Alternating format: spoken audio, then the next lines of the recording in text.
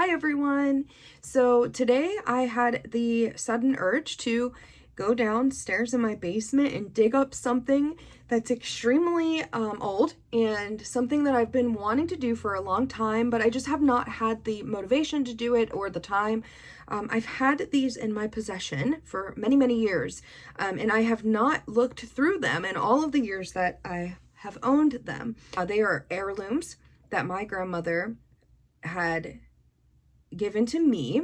My grandma was totally into history and like all the heirlooms and ancestral stuff, and she has written a whole book, or like part of writing a book on our family tree and line, and like she was so into it, and I feel so bad because I wasn't when I was younger, and I kind of just like blew her off, and I probably shouldn't have, because now I'm like, I want to know all that information, and she's passed away. So I wish she was still here to help me now that I have more respect and appreciation for that kind of thing. I was really young when she passed away. Not really young. I was like in my early 20s. I just didn't have the excitement that she did for all that stuff. Now that I'm older, I definitely have more of an appreciation and understand her love and commitment to that.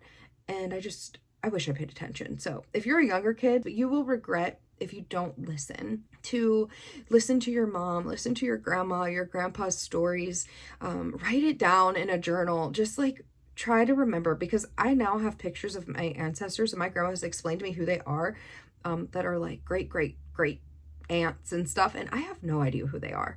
I wish I paid attention. And she's given me things that I wish I knew who they belong to. Some of the stuff that we're going to go through today, though, I do know who it belongs to, and I am so excited. I have been waiting for this. So let's dive in and see what I can find in my box of historical ancestral goodies.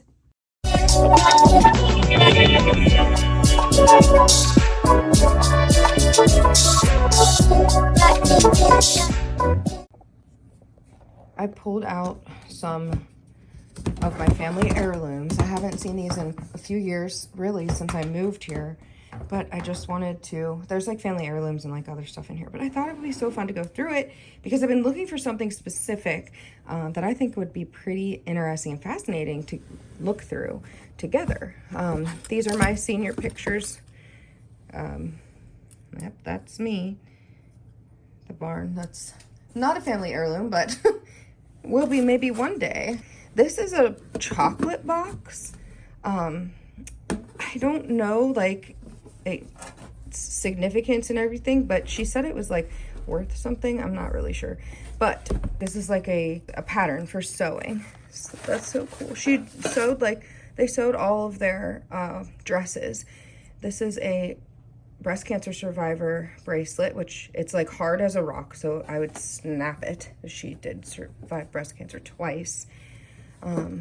But I want to look into this chocolate box. Like, kind of reminds me of Miss Trunchbull. Is that how you say it? Matilda, the chocolate box that she had on her desk. But that's really cool. This was her doll. She used to tell me about it. Somebody made it for her. I'm not sure who. Maybe her mom. But she would play with this all the time. So that was my grandma's. And then this, I know, is her wedding album. That's just a picture of me, my son, and my grandma when we were younger. Some CDs.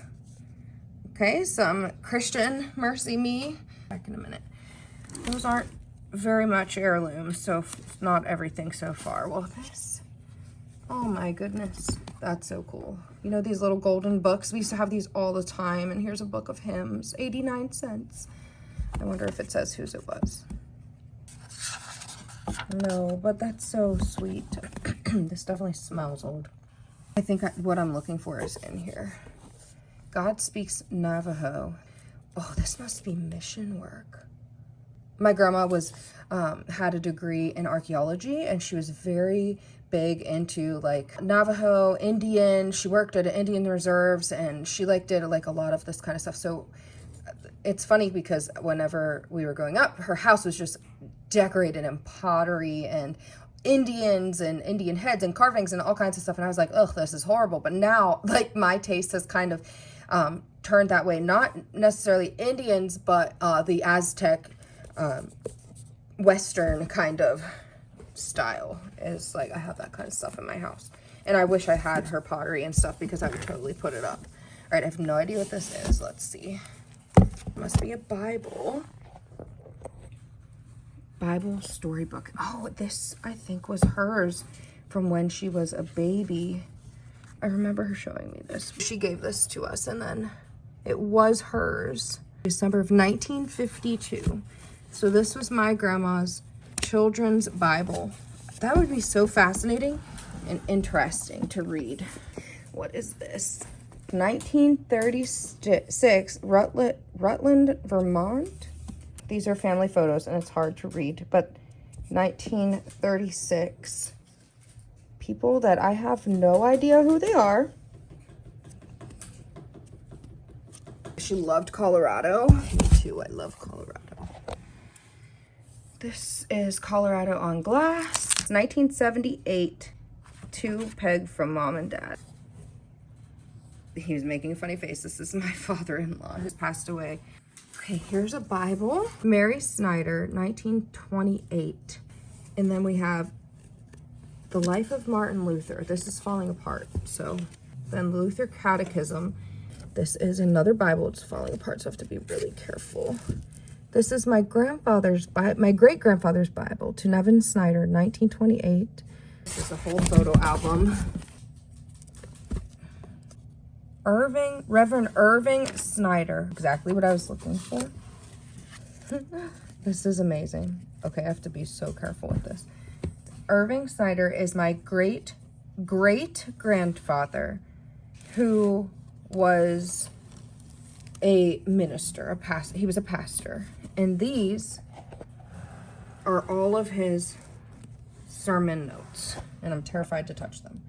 But all of this, these are all his sermon notes typed on a printer. And I'm not going to like hold this phone and touch them. I'm going to do it carefully and just look through them. But this is what I've been looking for. And I want to get to what's on the bottom here. But my great-grandfather was a pastor. And then my great-grandfather was a pastor. My great-grandfather was a pastor.